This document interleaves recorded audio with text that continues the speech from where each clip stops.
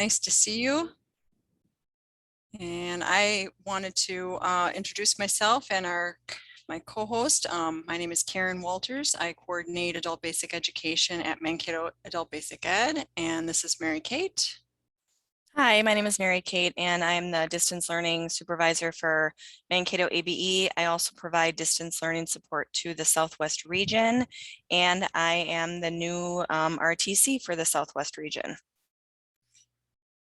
So today we decided that we would give you some information about our new regional model.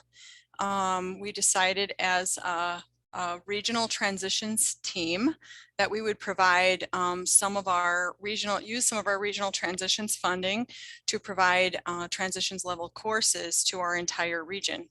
And so we're going to talk about that model today a little bit and how it's benefited our students.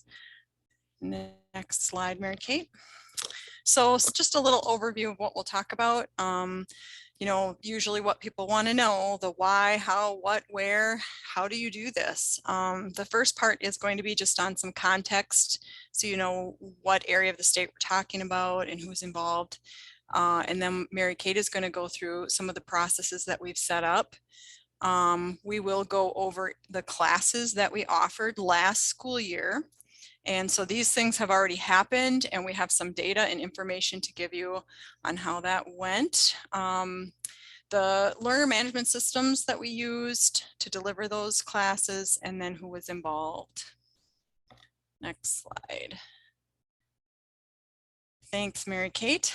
So this is just a map of the entire state of Minnesota, and each of those little areas is a school district, and then there's also the consortium for adult basic ed statewide. Thank you, Jody, for giving me this map earlier.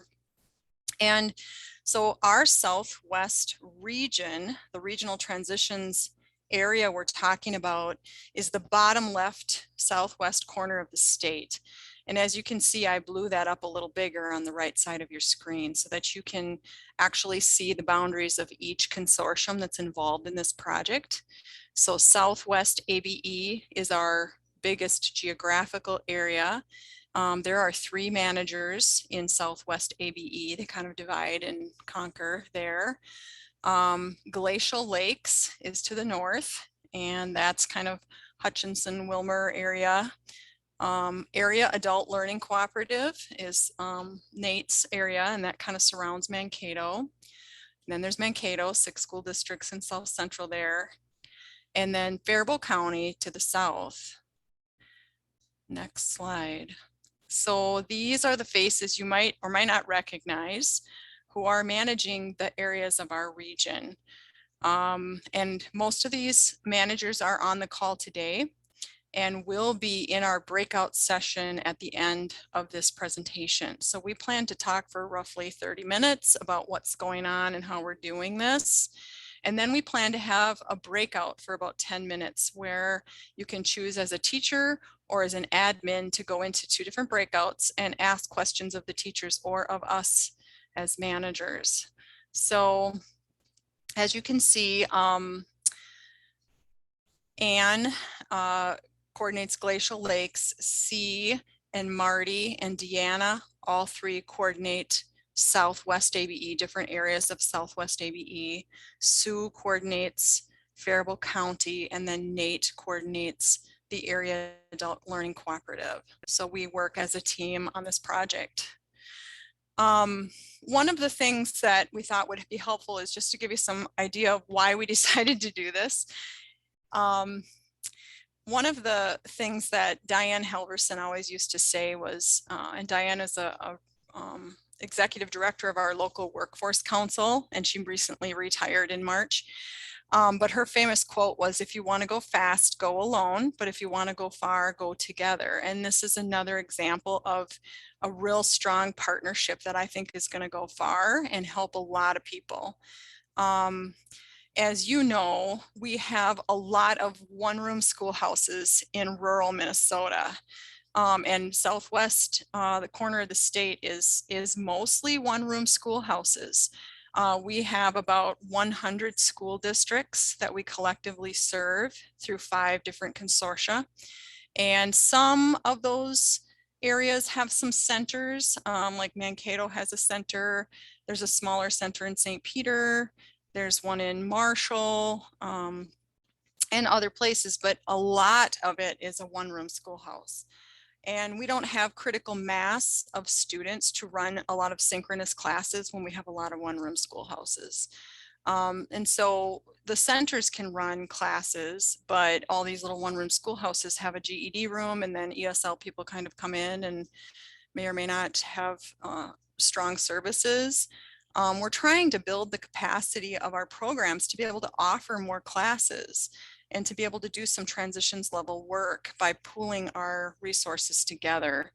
And this increases the offerings to the students so that students can access classes no matter where they live in Southwest Minnesota. So we just decided to try that with some of our regional transitions funds and see how that would work.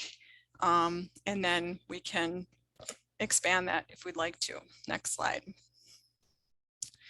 So this year we offered multiple classes online region-wide, and we learned some things. There are some critical components that need to be in place for this to work. And we want to talk briefly about what those are. So the 7 managers all looked at each other when we decided to do this and said, I'm not it. I can't take it on. I can't be the coordinator of the regional program. There's just, I can't do that. I have too many things. Everybody's got lots of districts to manage and lots of things to do every day. And so we decided to take a small chunk of our transitions funding and hire a person to coordinate the online courses. And how we did that is Mankato had a distance learning supervisor, and we just added some time to that position because that position was not 12 months. And so we added some time to that position, and then that person is coordinating some of these services. And you'll see what that looks like in a little bit. We also sat down and defined our process long before we started offering the courses. And there's the memorandum of understanding that you can click on right there. You don't have to right now, Mary Kate, but it does outline like, what is our philosophy? How are we going to work together? There is a little addendum in there you'll want to click on that outlines, how are we going to handle counting contact hours? How are we going to do the local intakes and have a process for enrolling people into the classes that we're going to share? How are we going to decide which classes to offer through that regional transitions plan? And then work together. It does take a great willingness to learn. If you are not interested in being innovative and trying new things, this isn't for you, because this is very innovative and a lot of work to get going. But we have made a commitment to work together for a common goal, and we've decided that we're not going to let the bumpy roads and the rocky times discourage us. We're going to look for solutions and come to the team with a problem and a solution whenever we can. We also have a philosophy that we will choose teachers that we know want to work collaboratively and try new things. We always ask our staff if they're interested in teaching a class. We don't, dictate that they must teach a regional class. We go to them and ask them if they'd be interested in doing it. We have our teachers team teach these classes so that they're not by themselves doing it. And then we fund these classes by our regional grant, and all the classes are predetermined when we write our plan so that we know each year what we're going into and what we're planning for the year and can mark it that way. So those are just some critical things you'll want to remember if you're going to try doing online regional classes. Next slide.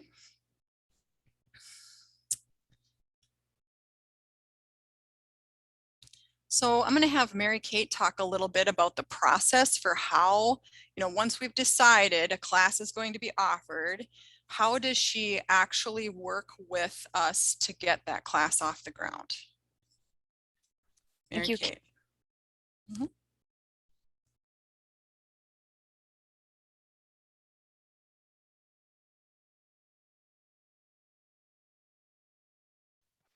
Mary Kate, we are not hearing you. Yeah, I'm not hearing you either, Mary Kate. Thank you. Is that better? Yep, that's good. This little button on my headphone sometimes gets pressed. Thank you. I'm going to talk about the process for our regional classes. This process was developed over the year, last year, as we introduced new classes to our students in the Southwest region. As we went, of course, we found things that worked and didn't work, but this is really the process that we found at the end was the best. So this is just an overview of what it looks like to offer this type of programming. The first step, so I am kind of coordinating all of the process for getting the classes going. So this is kind of from my perspective. So I will meet with the manager. So the manager of the consortium that is offering the class, usually that's the one that has the lead teacher. I will meet with the manager about 2 to 3 months prior to the start date of the course. In that meeting, we will develop a course plan. I'm going to open this and just show briefly what that looks like. So this is the course plan we developed based on the MOU addendum number 1. So all of this is contained in that MOU addendum, but this kind of breaks it out into more of a checklist style. So it's very clear who's responsible for what. So when I'm meeting with the manager, I fill in this top table with all the information, dates, times, cut scores, things like that. And then we go through a few more of the details here on the bottom. So this is the whole process, which I will be going through here in the slides. The next step, after developing that course plan, I'm able to develop some marketing materials based on the information that I got in that course planning session. So I will develop marketing materials and referral forms. Kind of around the same time, I'll be meeting with the teachers. Oftentimes, the teachers don't know each other. They may be coming from different consortia. So I kind of act as a liaison to introduce them and talk about their roles in the class. Karen mentioned that usually we have 2 teachers. One teacher is the lead instructor of the course, and the other one serves as a tech teacher or tech assistant. So providing tech support to students, making sure students have access to materials, and providing any other support to the instructor. The benefit of having 2 teachers from different consortia is that we're able to train more teachers to provide more classes throughout the region. So in the future, we don't have to offer the classes regionally. You have a teacher now trained to offer a class if you just like to do it locally in your own consortium. In this meeting, we also talk about learner management systems and how the attendance tracking and process works. I'll go into more details about attendance towards the end of this slide. Once I've met with the teachers and everyone's kind of on the same page, I will send an email to all of the managers in our Southwest region with the details and marketing materials for the course. I have a sample email here. I just use the same format and just sub in the information. So I'll just take a snip of that top part of the course plan, and then I link in recruitment slides. Those are really just the flyers and a referral form, which I'll show you here in a minute. So, and then I always sign it from myself and the program manager. And here's a sample flyer, so you can just see what that would look like. This is actually for a class that we're offering in the fall. We haven't offered this one yet, but you can see in the bottom right corner, I just leave it kind of like a template. So each consortium is expected that they would put their own registration procedure information there. So whether that's call our main office to register or talk to your teacher to sign up, phone numbers, addresses, websites, whatever is specific to that program, they can populate that there.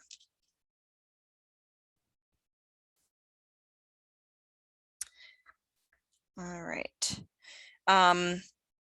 Then we are into referring students who have been recruited. So it's really up to intake people, managers, teachers to use these materials to recruit students that they feel are appropriate for the course. So keeping in mind cut scores, do they have recent assessments? Are they really appropriate? Is this along their pathway? And kind of being intentional with the recruitment efforts and really trying to get students who would be a good fit for the course. Students will complete intake and assessment and orientation at their home consortium. This is something that all is done at their local program, just like they would be taking a class at that site or online in that program. So assessments, intakes, everything done locally. Teachers at that time or intake staff would complete a referral form to officially sign the student up for the class. And I will show you what that looks like. So we have a separate referral form for each course that we offer. Again, I would put the information from that course planning template on here. So as the teacher or intake or staff person is working with the student, if the student has questions, all the information is there for the teacher. I collect the teacher or staff's email so I know who to contact if I would have a question. Select their program, and all student information is collected here. So basic demographic information, and important to note, we do collect most recent assessment information. This is used to determine that the placement is appropriate. It's also used for the instructor purposes because the students are not in every program's SID. So if the teacher is from Mankato and we have a student from Glacial Lakes, we do not have access to that student's testing information. So we put that here so the teacher has that information when they're planning their course. At this point, if a program is referring a student to a regionally funded class, they would need to make a class in their SID database so they can track that attendance for their student.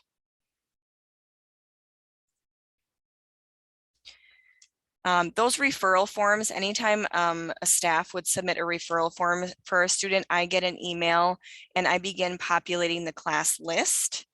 And we call it an attendance tracking form. So it's used like a class list and attendance form here. And I'll spend a little bit of time showing you that. So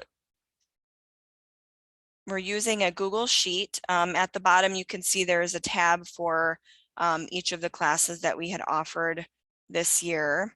The basic structure is pretty much the same. There's a few different tweaks based on what the class is, but you would put the student's name here, where they're coming from, phone number, email, and test data could be entered here. So I will populate this section and share the spreadsheet with both teachers of the course. So they have access to this information as the students are registering.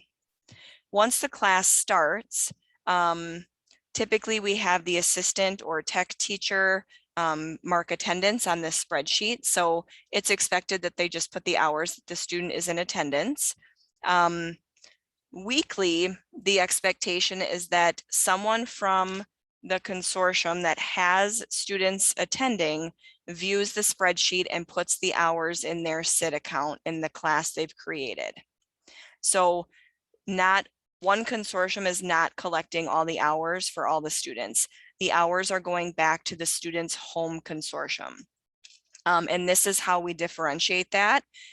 It's the expectation that the program comes to the spreadsheet to collect their hours weekly when they have a student enrolled in a regionally funded class.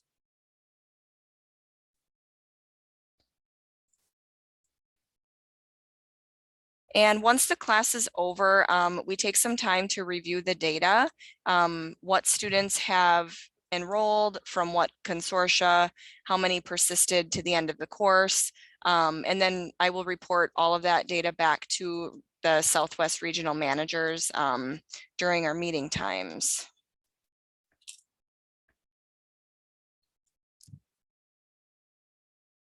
And Karen? Okay. So Russ just asked, what is the attrition rate for students who initially enroll through attending to the end? So, and Russ, Russ and I kind of read each other's minds sometimes. This is the next part of the presentation. Actually, we have a little bit of data on every class we offered this last year. And the first one we offered this last year was, well, it wasn't the first one, but one of them that we offered was in February and March. We offered what's called a child development class. This was in our regional plan. And we like to have a credential in every one of these classes. These are, in our transition plan, obviously. So we're looking for that. But this one typically would have a first aid and CPR credential in it.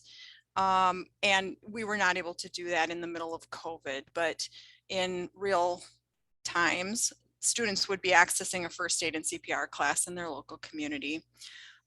So in this first class, we had 11 people interested from Mankato and 1 from Glacial Lakes. We did have a teacher from Glacial Lakes was the lead teacher, and then Clarice from Mankato was a training teacher in this case. She wanted to learn this particular curriculum. So we had 12 students enrolled, all 12 of them completed the course, and it was very successful. We are definitely going to offer this course again this coming year. Next class. Another class we offered, English for driving. Credential in this course would be student passing the driver's permit test and getting their driver's permit. This class was offered April, May, and June, and we started off with 9 students enrolled, coming from 3 different consortia, 3 from each, listed on the right-hand side there. 3 students ended up completing this. I think there was a few more that made it to like the second to last session. And then we had 2 instructors for this course, Kim Samke from Glacial Lakes and Katie Young from Mankato. And this was a course that Kim had taught before, and Katie was interested in learning about English for driving. And I believe Kim will be in our breakout here in a little bit. I think she's in here, yep. All right, next one. The next one that we've had, and this class has been going on for quite some time in Mankato, but we decided to offer it regionally, and we've done that 3 times this past year. The first couple of times were earlier in the year, and we did have people from multiple consortiums in those. The last one that we offered was in April and May, and only Mankatoan students chose to enroll in it. So although we had listed it as a regional class, we got 11 people just from Mankato. Only 3 of them completed the course, unfortunately. One thing that we've been noticing about our Parapro class is that it is good to have it online, but not very many people from across the consortium are looking at Parapro. Most of the interest does come from Mankato, and it seems like it's a really good idea to keep a local component where they can do some job shadowing, and we have that set up in our local area. I know that we've had Joyce Ivinsky from Glacial Lakes teach this, and she used to teach para classes at the local community college. So we've had her work with Shelley, and we've had Leave teach in this class from Mankato. So next year, we are not going to offer Parapro as a regional course. We are going to just do that locally in Mankato. Next slide. The next one we did was much more complex. This was called Community Interpreter Training, and we could do an entire breakout session just on community interpreter, just so you know. But to give you a quick recap, how we set this class up was we used both transitions funding and Pathways to Prosperity funding from our 2 local workforce councils. So we had Southwest Private Industry Council and South Central Workforce Council had grants that they were sharing and collaborating on. So we used funding from both of those grants and from regional transitions, a little from each one, and braided that funding to offer a course. This course started in April, and in April and May, it was a bridge class that was online on Zoom. Carrie Pearson was the lead teacher from Southwest Worthington, and she taught Leave, the curriculum. And Leave was the tech person, and Leave taught Carrie a lot about technology. So they were a great team. It was a ton of work for both of them. We did recruit 14 people from Mankato, 17 from Worthington, and 4 from Marshall. And so we had 35 students that originally enrolled. This class had 3 components. First was the bridge in April and May, online completely. We had 4 different sections of the bridge going. Once they finished the bridge, then in June, each area, Worthington and Mankato, each had a face-to-face training week with integrated instruction. Leave and the trainer from Arch Language Network did the Mankato class, and Carrie with the Arch Language Network trainer did the other class in Worthington. So students had to go to that face-to-face component for 1 week. It was about 40 hours full-time training. They took a test. Every single student, all 29, passed that test at the end of the training week. And then they had to do what's called official practice interviews. And that's where they're practicing their speaking skills so that they can take a online test on a phone or a computer to get a certification. So that class is just finishing up. Actually, we just had all of our Mankato people finish in July. Everyone passed and earned their certification. And now Southwest is just about done with theirs. Everyone's passed so far.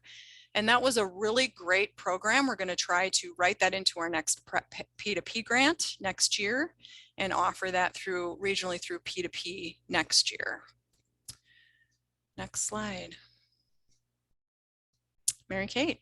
Okay, I'm going to talk a little bit about the learner management system we chose.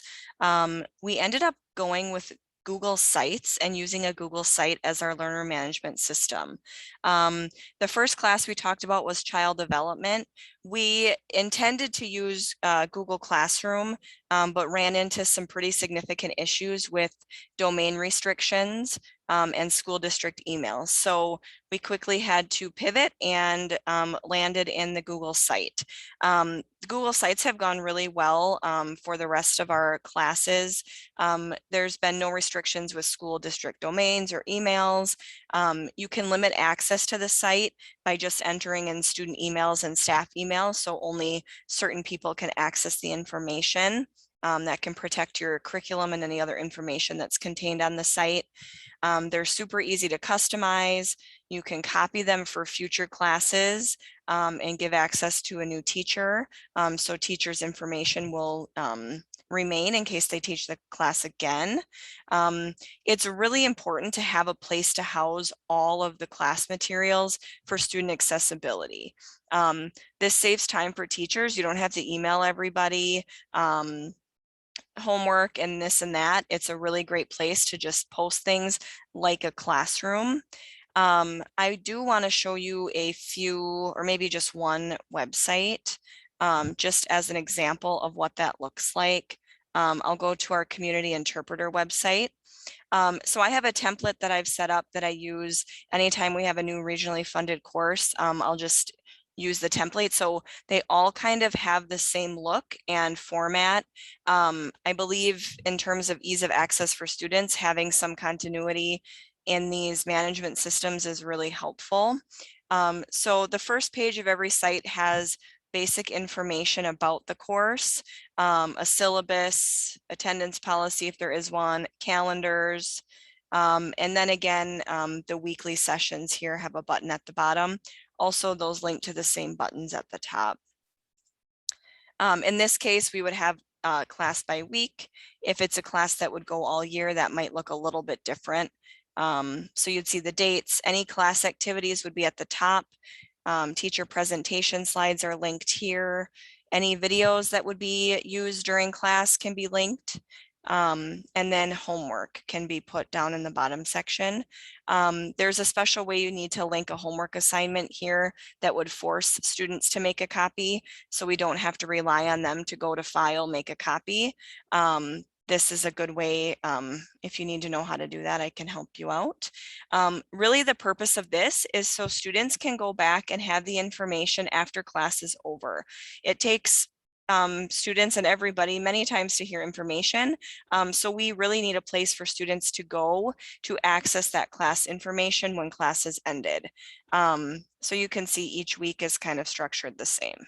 So once students kind of get through a week, they really have a good understanding of how the Google site functions.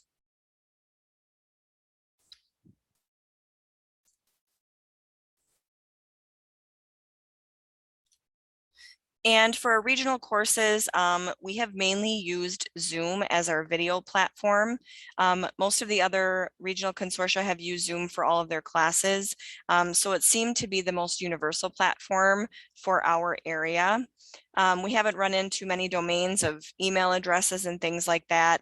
And we do include some orientation on how to use Zoom for students and also for any new staff that maybe aren't familiar with Zoom. Most of the teachers from Mankato are familiar with Google Meet.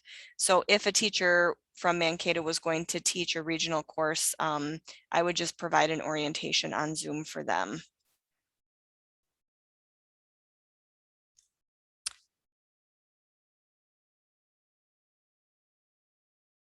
So this brings us to a point where we wanted to do a breakout session. Patsy's going to set that up for us, but how we've decided to do those breakout sessions is to have Leave from Mankato will be in the teacher session with Kim from Glacial Lakes and Mary Kate. Leave has taught Parapro. She also taught the community interpreter. Kim taught the English for driving. So they will be able to answer any questions that teachers might have about how this all works or anything you're curious about. And then many of the ABE managers are from this region are all here. And so I will be joining them in the administrator session, and you will be able to choose which one you want to attend. And we will have some small discussions and then we'll come back as a large group. Great. I'll open those rooms. You should be able to see a choice to join. If you don't, please put your choice, either teacher or administrator, in the chat, and the co-host and I will get you there. I'll open those rooms now.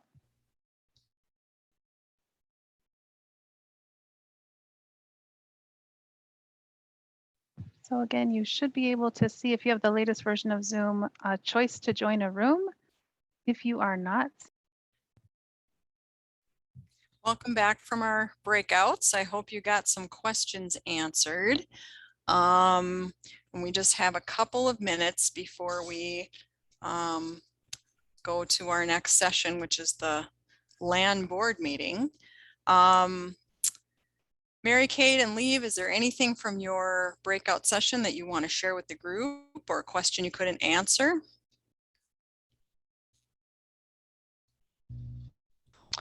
We basically talked about how to count hours, how each site, looks at things like distance learning, proxy hours, and we count those. And we talked about a spreadsheet that we use to track that. We also talked about how teachers or staff are hired regionally by their local consortium and how that could impact, their wage rate, or that's all set up locally. So we just discussed how that works in the region. Great. There was a question as well about post-testing and how we design programming, especially to get to 40 hours so that we can ensure students are post-tested with NRS-approved assessments like CASAS and TABE. Great. Well, I guess I would like to thank everyone for coming to the session, and I hope to see you at the land board meeting in another 15 minutes. And thank you for your participation in the breakout groups. We did put our emails on the screen in case you have follow-up questions that come to you. You want to get some clarification. We are always available to answer questions that you have about the regional programming. Thank you. Thank you. great. Thank you to the presenters as well. I'll stop the recording. If there's something you wanted to ask off camera, you can, or off recording.